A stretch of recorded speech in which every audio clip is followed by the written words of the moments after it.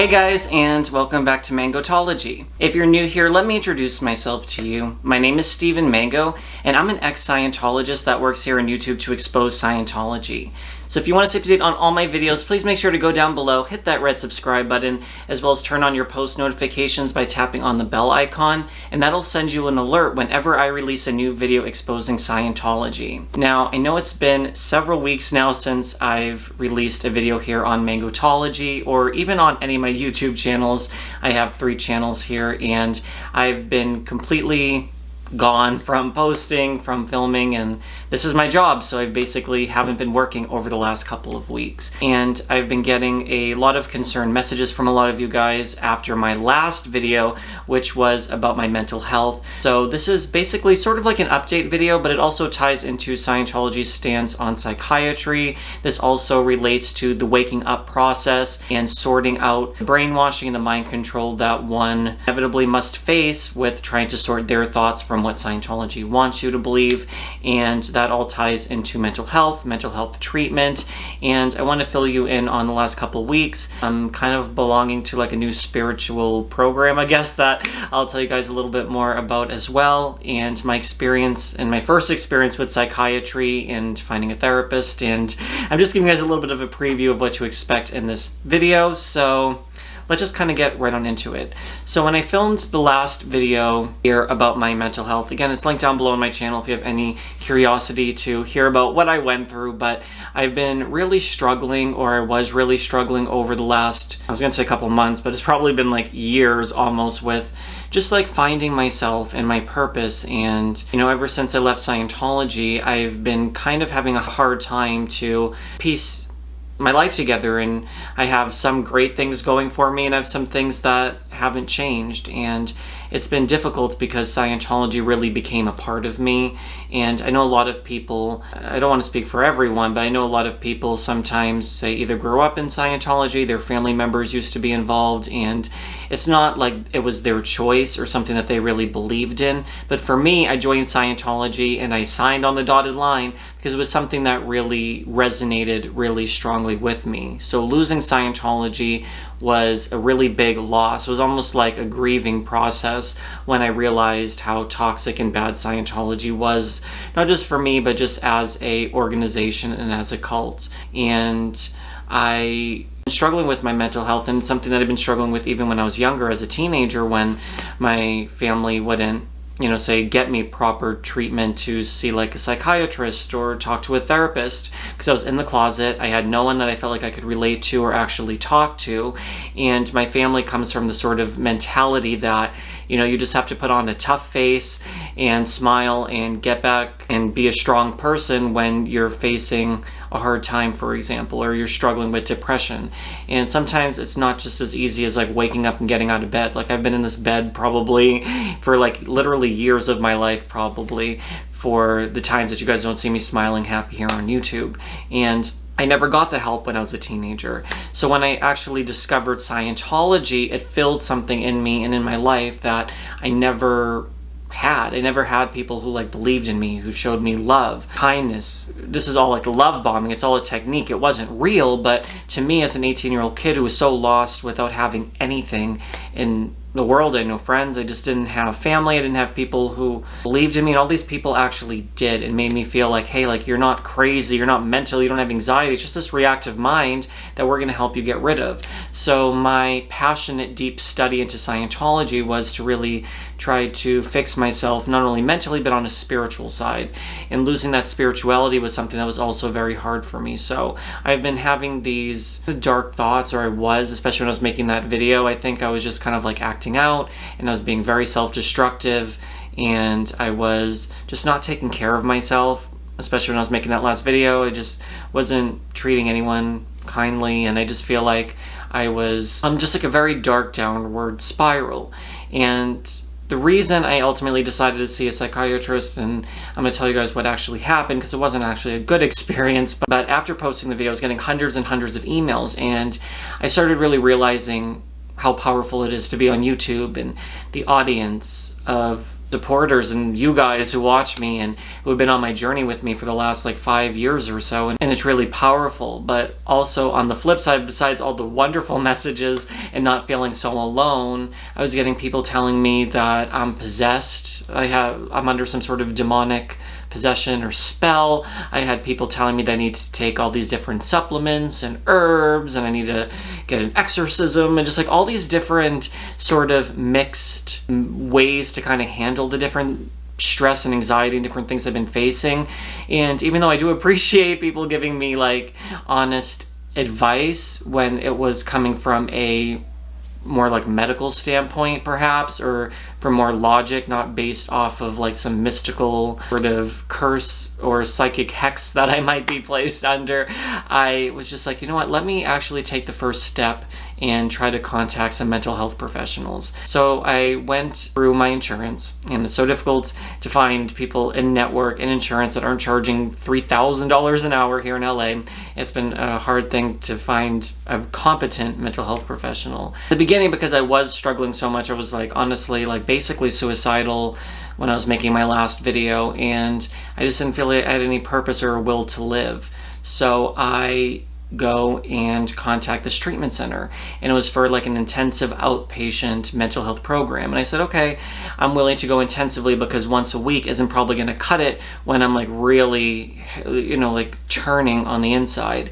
And I didn't feel safe in my own thoughts, if that makes any sense. So I go and I do like a several hour like interview at the place, but it almost felt like an institution. Like it felt like a prison almost. Like they search you when you come in every single day, and they breathalyze you and they drug screen you. And I'm not there for drugs and alcohol. Like that's kind of what I said before. And it seemed like it was maybe more targeted at people who have like drug or alcohol dependency. So I go in and I'm telling them all about the different things I've been struggling with Scientology and my past and everything like that. And they didn't seem to really understand. It's like, okay, like you were part of a church and you left. But it's like, no, it's like so much deeper than that. Like I'm educating them. It's like they should be helping me. I shouldn't have to be telling them about cults, recovery dynamics and stuff, if that makes any sense. So I was there and they were talking to me. They were kind of almost like, why are you here? In the sense that, you know, I'm not low functioning, but I'm also not high functioning either. But I fall somewhere in the middle, where some days I'm like unable to get up out of bed, and other days I'm making 25 videos say on YouTube and I'm able to be really productive and happy and healthy, and everything seems normal and fine. And the other thing that I feel like is I'm not in a deep depression where I never see out of it. I go into like bouts where I have anxiety or depression or other things, and then I'm just like a normal person. So I never understood that, because it's not like bipolar where I'm having these manic highs, but I'm not also having like extreme lows, if that makes sense. But the people in this program that I was looking into were people, and I don't want to judge anyone, but they were more incapacitated. They weren't able to, like, say, bathe themselves, take care of themselves. They were having hallucinations, and they were maybe in prison or just had like other stuff like that. So again, I didn't feel comfortable in that group because I didn't feel that again, I don't want to use the word like I'm so privileged or something, because I'm not like this upper class person, but I don't feel comfortable telling my problems that are so small in comparison to other people who have like really severe mental health struggles. So again, this made me feel lost, because like I don't know what level of help that I need to get. Like what kind of, I don't need inpatient, but I need more than once a week. So it's just one of those type of things where I haven't been able to identify the right program. But in this treatment center, like, have you ever had like a formal diagnosis? And I'm like, no, like I never had someone to actually diagnose what I'm going through. So they said you should see a psychiatrist to get a diagnosis and do like some testing. And when I was there too, they were kind of saying like, maybe you have depression, anxiety, or major depression. I'm like, I don't feel like I have major depression though.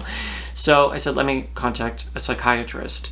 Now, we all know in Scientology, psychiatry is the one thing that I would say, like, protest. It's the one thing that L. Ron Hubbard and Scientology as a whole, even to this day, oppose psychiatry with so much passion. And they feel that psychiatry is drugging people. Psychiatry is keeping people hypnotized and implanted and it's all part of this big pharmaceutical way to like rule the world. You see messages on television saying take Latuda, and you're like, I feel like I should take Latuda because I do have depression, do you have mood swings, do you have these different things, which maybe a lot of people commonly have. And Scientology feels like, hey, you know, they're trying to implant this message that if you have sadness, which everyone has some level of sadness, take this pharmaceutical. Then you're hooked on it for such a long time, and they're billing and getting all this money, and then they're in charge of so many of these media companies, some of these big pharmaceutical companies, and they're eventually trying to like take over our world, and they have so much money and power, and they're trying to hook every single one of us on these drugs as a way to control us as a civilization. And it sounds so crazy, I know, but even therapy, they think that, you know, people are going to evaluate and try to like put a label on you and try to make you sick as a person instead of trying to cause spiritual freedom, which Scientology does. L. Ron Hubbard believed that psychiatry, and it's a whole video, guys, in and of itself. I don't want to make this that could be a whole nother video because I want to give you all the research and kind of present that to you in a different way. But L. Ron Hubbard took so many of his ideas from Freud, from a lot of different people who were in the mental health profession, I guess you could say, and a lot of other philosophers and a lot of other people he was taking pieces from and kind of developing Scientology around. And that was going off in a little bit of a tangent, but just so you guys know, like I would protest psychiatry, I would go to, there's like the CCHR, there's a lot of different Scientology front groups that deal with eradicating psychiatry. So even to this day, guys, and I know I've been out of Scientology for like say 5 years now or something like that, or 6 years maybe, but you know, they say for every year you're in Scientology, it can take like 1 to I think 4 years for every year you were in Scientology to recover from the brainwashing and the mind control. So this isn't something overnight. And I know a lot of other like ex-Scientologists and people that I've encountered that still believe psychiatry is bad, and they still don't want to talk to a therapist. They think that, oh yes, because I'm OT8 class 12 or something, then I don't need to see a therapist. It's like, but then you're also subscribing to Scientology's belief system, right? If you think that you're an OT, then you still believe that there's some truthful ideas or something in Scientology, or that's like a real state of mind to be an OT. And I think that a lot of ex-Scientologists still are in the mindset to some degree in one way or another. You see people in these groups fighting in these ex-Scientology groups and stuff like that, and it's just a really toxic place. And that's another video I also want to make to talk to you guys about the ex-Scientology community, because there is a lot of a unhealthy dynamic about what actually goes on in these ex-Scientology groups and people. And if you hear other people talking about me in the ex-Scientology world and stuff like that, it's like I don't subscribe to the ex-Scientology groups, if you will. I still read, I still like, you know, hearing updates and stuff, but when it comes to the dynamics, it's almost just as bad as any other cult or group or organization. So I see that these other ex-Scientologists also don't believe in it, or they don't want to go to therapy and stuff like that. And I've been to therapy a few times since leaving Scientology. I think it's great. I think anyone who says like, I left Scientology, now I'm living a happy, healthy life, and I'm able to work and have a job and have a family and a house or whatever. It's like, yeah, but there's still so much that you've been through. If you've even experienced Scientology for a few months even, there's so much that you've gone through and started to be programmed as a person that you need to talk about it. You can't hold it all in. Even if you feel like you're okay, it's going to creep up or manifest in some way or another. So I am a big believer in therapy. I just haven't found the right therapist. You guys know I've seen one of these prominent, that some of these other ex-Scientology channels has even referred to and talked about this therapist, and you know, she was okay. But there was obviously issues that I've talked about previously about this therapist, and you know, charging a lot of money and maybe taking like cash payments for these therapy groups and possibly not reporting it. I couldn't get bills till I get reimbursed by the insurance, and they were like, you know, following all the patients on social media, but then she'd unfriend me, but she'd have all her other patients like she was still following. And I asked her, I'm like, well, why did you unfriend me? Oh, you know, just because the boundaries of having a client-patient sort of thing. It's like, okay, I get that, but why did you either A, add me in the first place, B, why do you add all your other clients on social media and you didn't unfriend any of them, but you unfriended me? So I kind of took it personally at the time. And there were some other things. This person believed everything was almost a cult. It's like, okay, A recovery, that's a cult. this is a cult, Mormonism a cult, like everything was a cult. I'm not saying like Mormonism, yeah, it's a cult, but like AA or something is a cult. And it's like, yeah, but that's maybe helping people to recover. There's no dogmatic, like there's not like one leader, there's not, you know, anyone forcing you there. No one's like lost their job because they had to be in AA. No one's had their families broken apart. No one's had destructive things happening that happen in other cults. So just keep that in mind with that. So that person was obviously a cult recovery specialist, and they at least understood Scientology. But long story short, went to see this psychiatrist. I was looking up like who's like the most reputable to see, because obviously I've heard so many bad things about psychiatry. So I was looking up UCLA and trying to find someone maybe with like a big hospital, and basically they were like booked out for like 3 months. I'm like, I need help now. I need to know what's going on in my head. So I eventually made this appointment. Like the next day, the insurance referred me to someone in Beverly Hills, and I thought it was so weird. I'm like, it's a nice area, but why would they refer to me? You know, the person's available like tomorrow at like any time in the day. Like it just seemed kind of weird to me that they were just so easily and readily available. So I made the appointment and show up, and the guy wasn't like what I was expecting. I was expecting some like old really person. I don't know what I was expecting, but like like some mad scientist type of person. But he was like this younger, like very like ruggedy looking guy with like a beard, and looks like someone who likes to meditate on the beach, possibly, and like play the guitar. Like I don't know how to describe this guy, but it was like completely the opposite of what I would think of as a psychiatrist. But in his eyes, and this is what Scientology would want you to believe, and what I kind of experience with this, is that they're all just like these legal drug pushers. And like in his eyes, like they were just like so scary, and like the only way to put it is like he was high out of his mind, and I could tell. And I was looking at him, and you know, like when you've seen someone and they like really strung out, and they're just like kind of like tilting back with their head and stuff, and I was almost like, are you okay there? So I sat there and I started talking to him for like say 30-40 minutes about my problems and the things I've been facing, and Scientology and cult recovery, and kind of like finding myself, and the anxiety and panic attacks and things I've been facing. And he's like, yeah, well, his diagnosis was you have obsessive compulsive disorder, anxiety, then depression, besides just like the post-traumatic stress, which is an obvious diagnosis, but like the other ones that were more like I didn't know what it would be.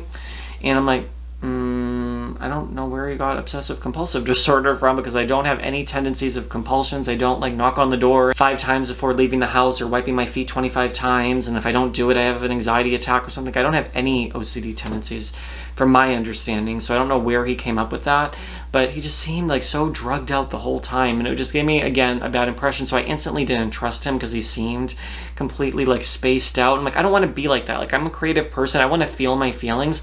I want to know how to control them in a healthy way if I have to meditate or do other things, but I don't want to also be a drugged out zombie. Now, I also want to say to anyone who does take psychiatric medications, I don't believe that they're all bad.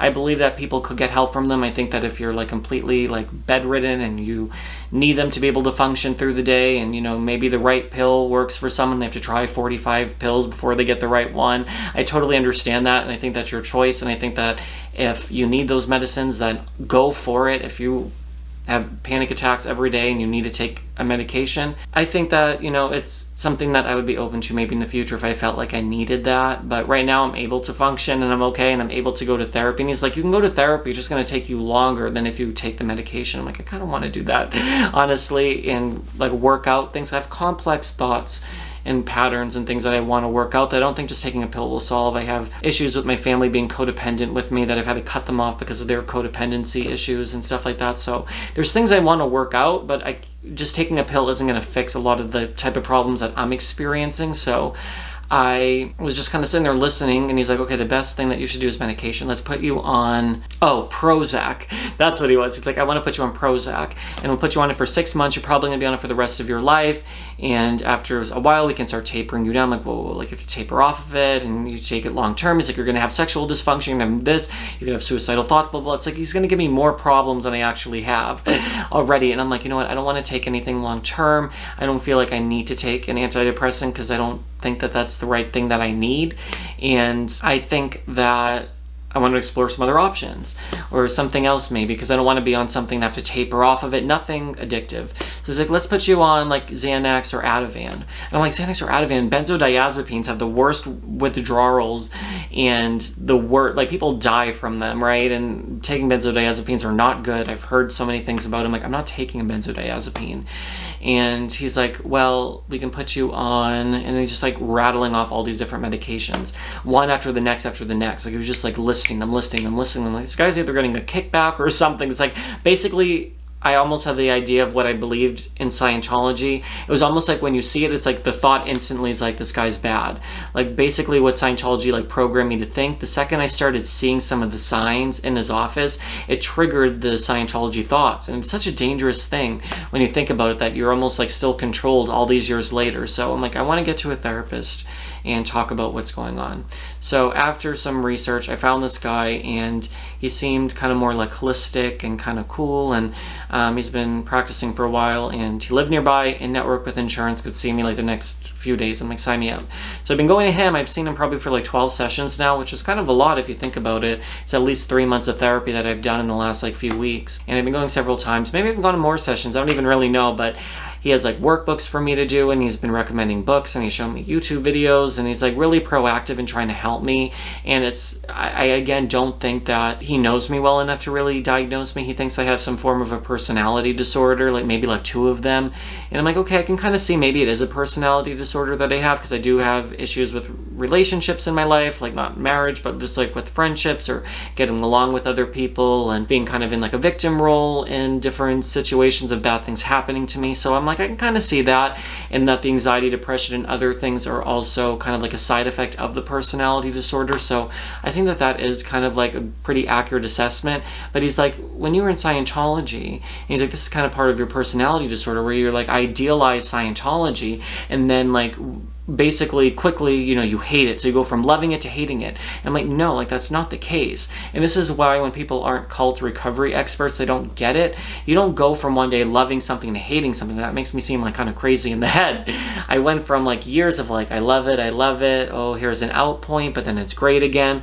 Ooh, it's starting to get kind of bad. They're asking for a lot of money. They want me to join the Sea Order. They're pressuring me. They're harming me. They're locking me in rooms. They're stealing my credit card. Oh, but they're doing this for mankind. It's great. It's loving. It's amazing.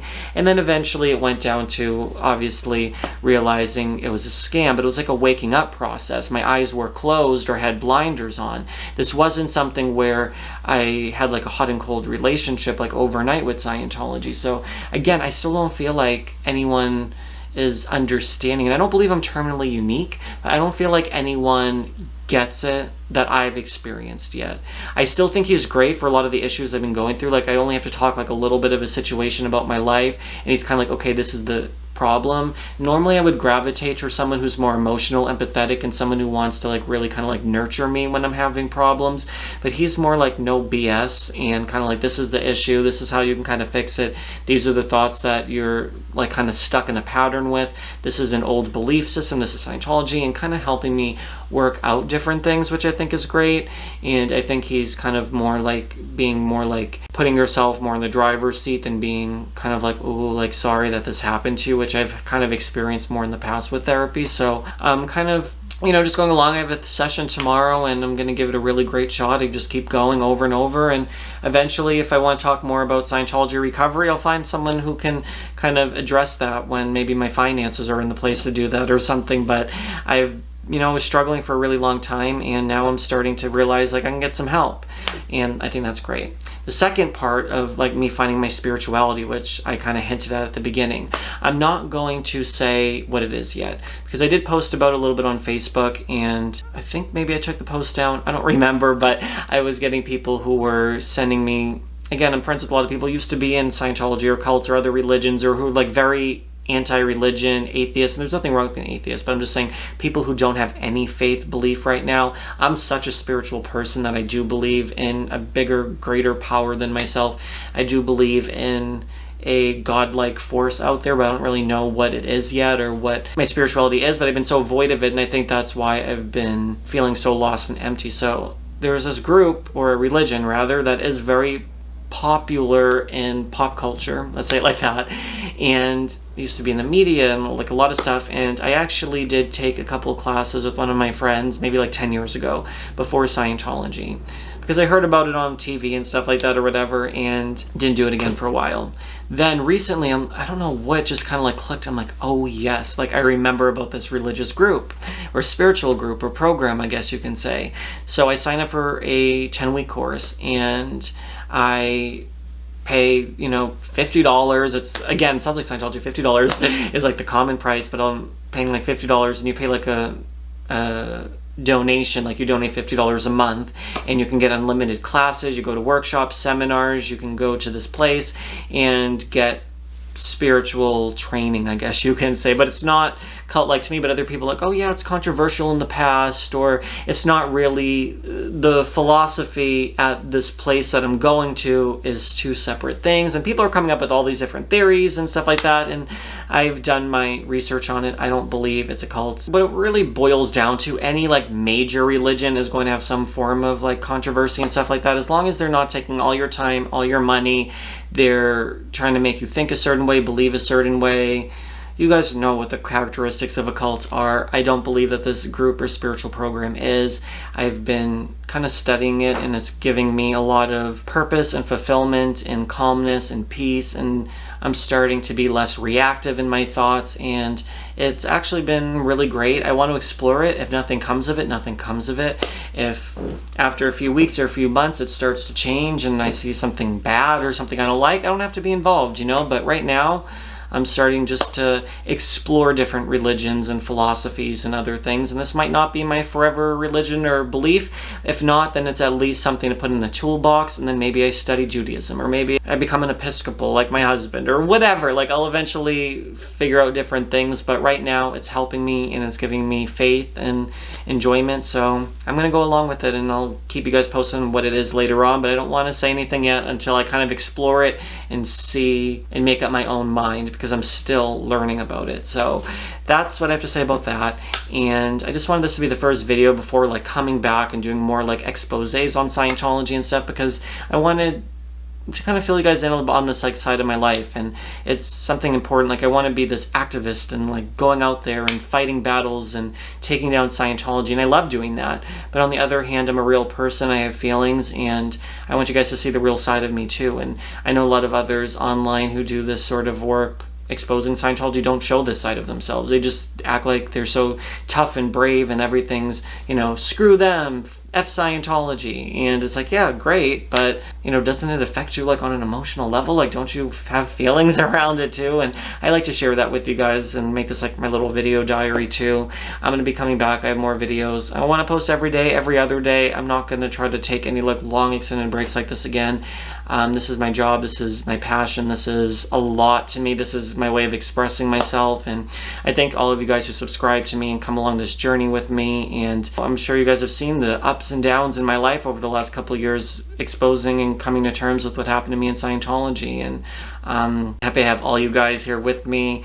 Thank you for all your support. If this is the first video you're watching for some reason, I have my whole full 2.5-hour story on my channel down below.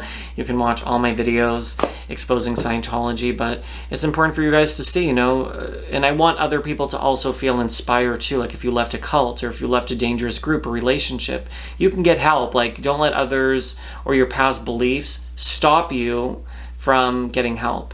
Right? If I just thought psychiatry was evil, and that was my held belief because of my past, I'll never get help, right? And you have to sometimes step out of your comfort zone to take the help or to see a therapist. You know, if you haven't done it, why shoot it down? Like, if I had a bad experience, maybe I'll try psychiatry again and try to meet someone else. You know, I don't feel like you should shut down help or possibilities. Like, I could still just stay in bed. Is it better to stay in bed all day depressed, or maybe try to get some help and see a psychiatrist or see a therapist, or to explore different treatments? And I think that that's what you need to do, right? I mean, I know a lot of people don't, and that's your choice, but I want to inspire others that even if you weren't in a cult, maybe you just have struggles with your mental health, like, take that step.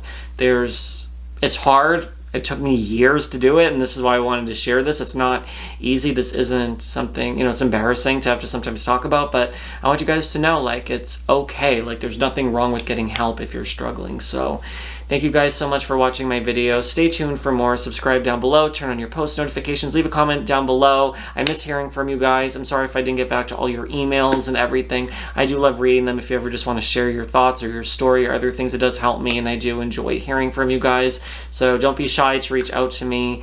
Thank you so much for watching. At Steven Mango on social media. If you guys are on Twitter, Instagram, or anything, or even on Facebook, I have a fan page. I don't obviously accept people on my personal Facebook just because of privacy reasons from Scientology trying to infiltrate my life and just not knowing people on that level. I just kind of keep it for my personal friends, so don't be offended if I don't add you back on Facebook. Add the fan page, and I basically post the same stuff on there anyway. So thank you so much for watching, guys. Have a great week.